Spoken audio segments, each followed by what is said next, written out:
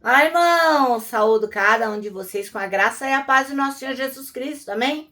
O meu nome é Miriam Anita, estamos aqui para estudarmos um texto escrito pela irmã Gladys Seites, cujo nome É Hora de Abençoar. Esse texto foi escrito para o Manancial, que é um livro publicado pela União Feminina Missionária Batista do Brasil, que oferece mensagens escritas através da palavra de Deus, que é a Bíblia, com o objetivo de inspirar, confortar, confrontar, fortalecer e edificar espiritualmente a minha e a sua vida. Bem, vocês sabem que eu não escrevo texto e não ajudo a escrever. Então, o que eu faço? Para que o nosso devocional tenha, assim, alguma relevância, eu leio para a gente poder entender junto e daí eu conto o que eu entendi. E você aí na sua casa, você tira as suas conclusões e pede ao Senhor que mostre para você aquilo que melhor fica para você entender, tá bom? Quero pedir que, se você não se inscreveu no canal, que possa fazê-lo e que possa compartilhar essa palavra, porque é a palavra de Deus e a palavra de Deus nunca volta vazia, tá bom? Então é responsabilidade nossa partilhar a palavra de Deus com outras pessoas. E agora eu peço que vocês orem comigo para que Deus possa nos abençoar nesse manancial, neste devocional, para que possamos aprender e possamos praticar. Ó Deus, nós te agradecemos pela oportunidade de podermos abençoar as pessoas, agradecemos porque tu tens nos abençoado, que possamos ser canal de bênção em todas as situações. Que essa leitura de hoje nos ensine isso. É em teu nome que oramos. Amém. Bom, irmãos, então hoje nós vamos ler Apocalipse 22, de 12 a 20. Bom, a gente vai refletir junto sobre a mensagem que é a hora de abençoar. E qual que é o contexto, né? Nessa mensagem, Jesus vai declarar que ele vem em breve e a recompensa tá com ele. E ele vai dar para cada um segundo o que tiver feito aqui, de bom ou de ruim, né? Jesus também, ele se mostra como o alfa e o ômega, o começo e o fim. Então, ele chama também a gente à santidade, à perseverança e à esperança na vida eterna. O texto vai terminar com um convite dizendo que o Espírito e a noiva vem. Então, quem é a noiva, né? É a igreja de Jesus Cristo, né? A igreja templo, mas aquelas pessoas que aceitaram segui-lo. Então, essa é uma advertência que fala que a gente tem que guardar fielmente a palavra de Deus.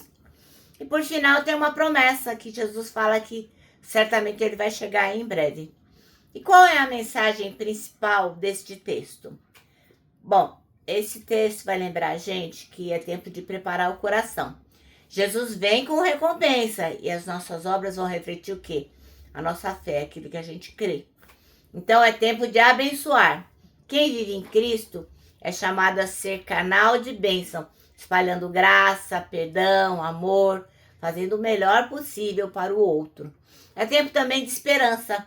A promessa da volta de Jesus Cristo vai inspirar a gente a viver com a expectativa e com alegria. Ele está vindo, isso é maravilhoso. E é tempo de testemunho. O Espírito e a noiva dizem, vem. Então a gente é convidado a proclamar essa esperança e chamar outras pessoas para também, junto conosco, poder viver a vida em Cristo.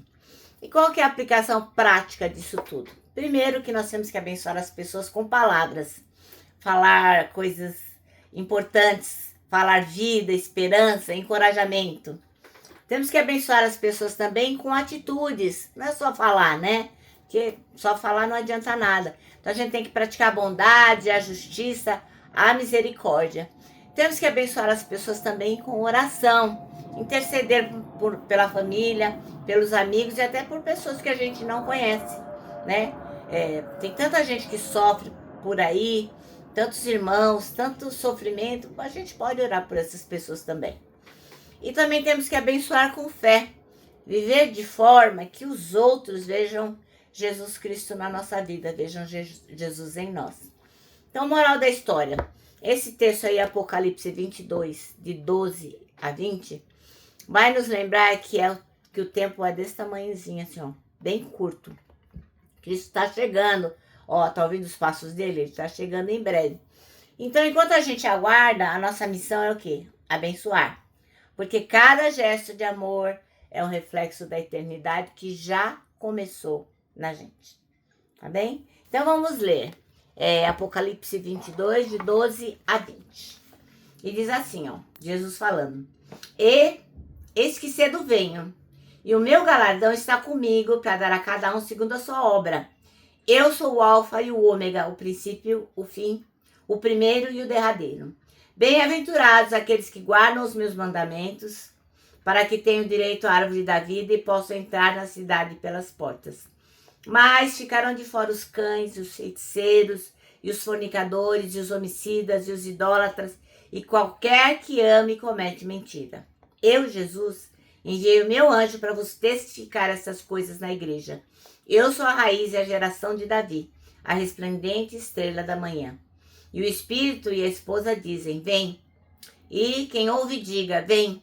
E quem tem sede, venha. E quem quiser, tome de graça da água da vida.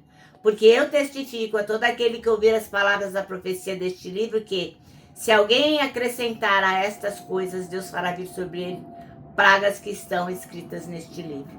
E se alguém tirar quaisquer das palavras do livro desta profecia, Deus tirará a sua parte do livro da vida e da terra santa e das coisas que são escritas neste livro. Aquele que testifica essas coisas diz: certamente cedo venho. Amém. Ó, vem, Senhor Jesus. E o 21 é: a graça de nosso Senhor Jesus Cristo seja com todos vós. Amém. Bom, então a irmã Gladys escreveu esse texto em Hora de Abençoar e escolheu o versículo do Salmo 22, que é um salmo onde o salmista estava se sentindo abandonado, sozinho. Então ele escreveu o Salmo 22. Então ela escolheu o versículo 24 do Salmo 22, que diz assim, ó: porque não desprezou, nem detestou a dor do aflito, nem ocultou dele o seu rosto, mas o ouviu quando lhe gritou por socorro. Então, é um versículo que diz, né, que a gente tem que estar atento aos pedidos de socorro. Então, ela conta a história de uma enfermeira chamada Wally, que estava fazendo tratamento de câncer, e ela ia sempre lá na ala infantil, já que ela estava lá no hospital, ela ia lá na ala infantil, no setor de oncologia, onde tinha criancinhas tratando de câncer também, porque ela sabia da angústia que cada criança vivia, cirurgia, medicação, a distância dos familiares, e ela sentia que era hora de abençoar, né? E tem uma poetisa chamada Mirtes Matias, que eu não conheço, mas cuja história que a irmã Gladys está contando, que também gostava de abençoar crianças. E ela costumava o quê? Visitar uma instituição evangélica que acolhia crianças órfãs e em situação de vulnerabilidade, que a gente aqui poderia chamar de um SAICA, de um abrigo, né, uma casa de acolhimento de crianças. Então ela fazia a lista de todas as crianças que estavam lá abrigadas e saía à procura de doadores. Então no dia da festa, os padrinhos, né, eles iam lá para conhecer as crianças que eles tinham ajudado, que eles tinham abençoado, e aí era a maior alegria, né, tanto para quem recebia o presente, como também para quem dava, porque o tamanho do presente dava certinho, era aquilo que a criança desejava, né? Então a gente tem que olhar também à nossa volta, né? Lembrando desses dois exemplos aqui que foram dados. Quem são os que estão à nossa volta, que sofrem e precisam de uma atenção especial ao nosso redor? A gente não pode desprezar ninguém. A gente não pode esconder o rosto deles, né? Para fingir que não está vendo nada e fugir de ajudar. O Senhor Jesus é o nosso exemplo. Quando a gente clama por socorro, Ele nos acolhe e apressa em nos socorrer. Então, ó, tem um monte de gente que precisa de acolhimento e de socorro. E assim, a gente pode ser bênção na vida daquelas pessoas, levando uma mensagem de esperança. Sabe, às vezes eu converso com algumas pessoas, elas falam assim: eu tenho tanta roupa lá que não serve mais, eu preciso esvaziar meu guarda-roupa. Mas estou tão sem tempo, me dá uma preguiça. Nossa, na minha cesta básica vem tanta coisa que eu não uso, que chato, não sei o quê. Então, assim, a gente pode, sim, reservar um tempo para abençoar as pessoas. A gente pode dispor de tempo, dinheiro, a gente pode se disponibilizar para olhar para o lado e ver quem necessita de nós. E às vezes essa pessoa não está nem longe. Então que a gente possa ser canal de bênção, que a gente possa ser resposta aos aflitos. E o nosso manancial termina assim, hein? Quem são os que sofrem e precisam de uma atenção especial ao seu redor? Pois é. Bom, agora eu vou terminar deixando aqui meu abraço diário de urso, ó. Lembrando que para nós que sabemos que é hora de abençoar, gente, vamos abençoar. Vamos ver como que a gente pode ajudar as pessoas, né? Tem tantas pessoas que sofrem e o abraço vai dar super certo. Ó, decora também o nosso versículo, que é o Salmo 25:12, que diz: quem é o homem que teme ao Senhor? Ele o instruirá no caminho que deve seguir. E agora eu termino, né? Termino com a frase de A.W. Tozer, que diz o seguinte: tudo está errado até que Deus venha e conserte as coisas.